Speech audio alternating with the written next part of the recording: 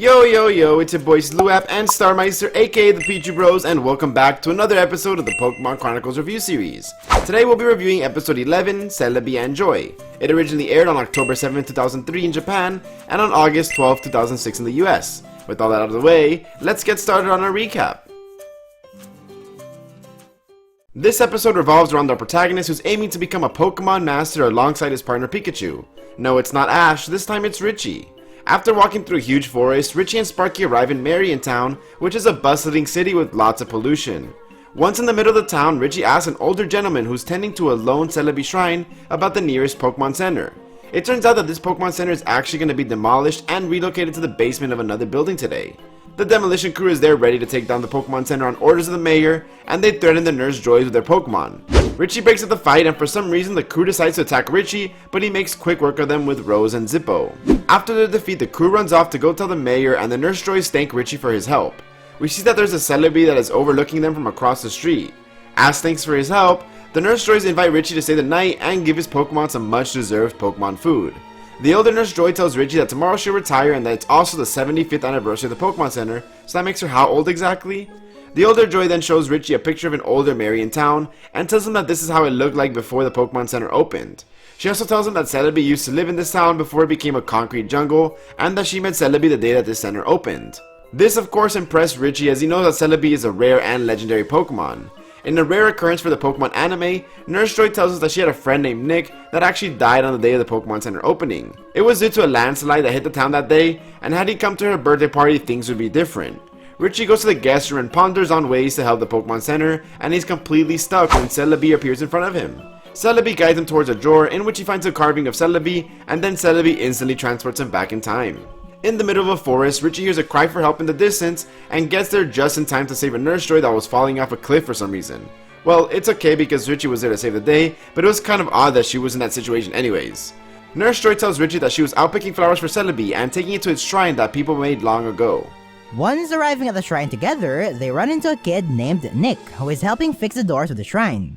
Upon seeing it, Richie instantly recognizes it as a shrine he saw when he first arrived at Marion Town. The three walk together back into town, and there Richie sees the Pokemon Center being built. He is informed that tomorrow the Pokemon Center will be opened and it's Nurse Joy's birthday, so there's a big party to celebrate. Nick invites Richie to stay at his house since he has nowhere to stay, and there he meets Nick's father. Nick's father is putting the final touches on a drawer that will be put in the Pokemon Center, and is the last thing needed for the center to be done. He tells Richie that he likes to put secret compartments in the things that he makes, and drops a truth bomb that Nick has a crush on Lil Nurse Joy. That night, Nick is seen carving the Celebi statue from earlier and admits to Richie that he has feelings for Joy, but he thinks that she wouldn't reciprocate the same feelings. But suddenly, we hear knocking at the door and someone from the town says that Joy is missing. Richie and Nick ignore orders and go look for Joy, who's just knocked out in the middle of the road. Like, this girl needs to evaluate her decisions. Like, seriously, that's twice in one day. So after helping her under a tree, which is probably still dangerous, they notice that a Celebi shrine is on fire, and Nick goes on to put it out because it's the most important thing to Joy. Richie and Joy go to stop Nick because it's getting super dangerous, and at that moment, thunder strikes, but Celebi appears before them and protects them. After being saved, they are all in awe at the sight of Celebi as it flies off.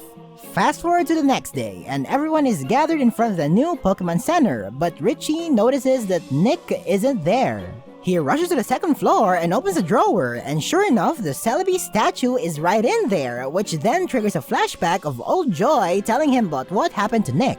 With this, Richie faces off on a Ponyta to catch up to Nick and his father, who are leaving town.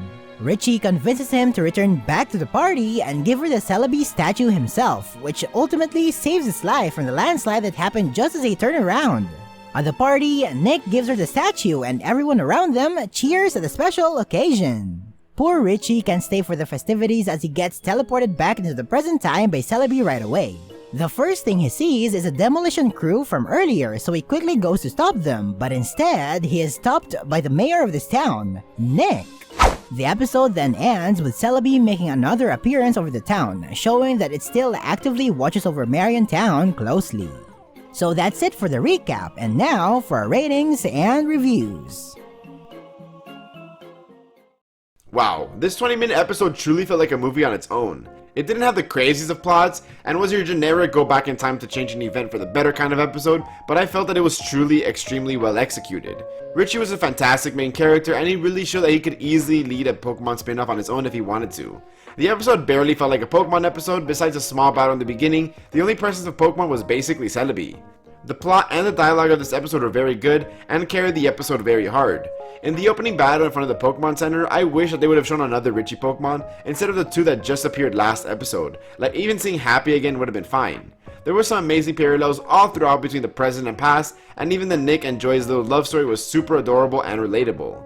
It was weird that when we went back to the present, I was super excited to see them together, but I guess they weren't. I mean, maybe they were. All Nurse Joys have the same DNA, so I guess it doesn't matter who the father is, but that's too much to dive into right now. The pacing of this episode was really good. I didn't necessarily feel that there were many parts where it dragged on too long, with almost every scene perfectly working towards the plot. Like, they could have easily added 30 minutes of filler and made this a made-for-TV movie, and it would have honestly worked, but they chose to make this into a single episode, which is quite impressive. There isn't much negative I can say about this episode, besides the fact that Little Nurse Joy had to be a top 10 clumsiest person in Pokemon history. Like, she literally almost died 3 separate times in the span of a few hours. I'm counting her almost being struck by lightning with Nick and Richie before Celebi protected them as one too. Like, how does that happen to her, yet Nick is the one who ends up dying to legit random landslide before he has a chance to go and confess his feelings? Other than that totally unlucky streak of events, there wasn't much to call out as everything else was basically perfect in my eyes. Actually, I'll say that because they were trying to make this episode a lot more serious than usual, there wasn't much humor in this episode compared to others in Chronicles thus far. In fact, I only caught a couple of jokes, with everything else having a super serious undertone, which was a really nice mix-up. With that being said, my rating for this episode is a 9 out of 10. It's only beat by Legends of Thunder for me, which is a made-for-TV movie. I feel like if they made this into a made-for-TV movie and stretched out some more plot points a little bit, this could have easily been a 10 out of 10. Not gonna lie, the episode almost had me crying. While not the most intricate of plots, the episode still did a great job at making us feel a different kind of emotion that's never felt before in a Pokémon Chronicles episode. You can never go wrong with plots involving going back through time to save lives and change the future for the better.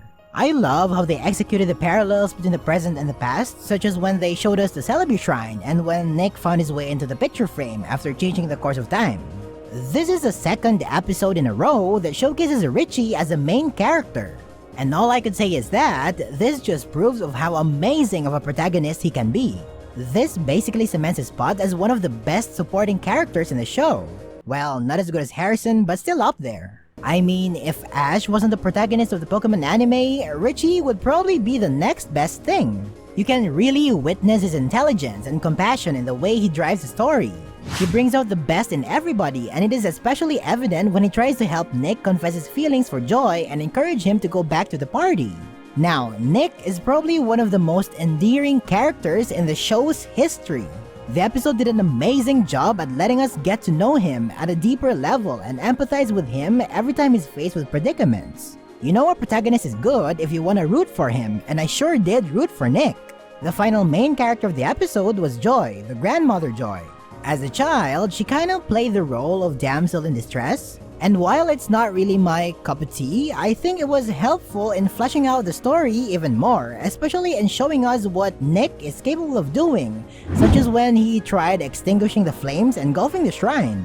Man, that scene was peak chills. I liked Joy's character as a grandmother more because she at least tried defending the Pokemon Center. But overall, she's still a good character as she was the one who bridged the gap between the past and the present. One thing I thought was weird though was that the episode tried to push the love story between Nick and Joy, but by the end, it was never confirmed if they ended up getting married. Like, the granddaughter Nurse Joy was still there.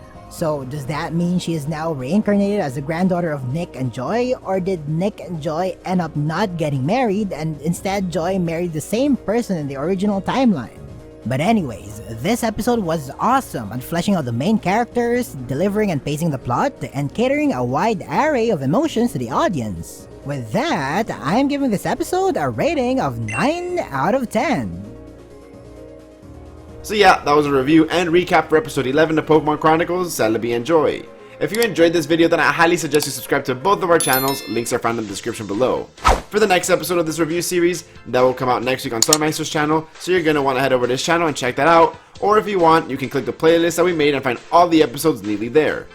Until next time, thanks for watching, and as always, it's been your boys the Pichu Bros, and we're out. Peace.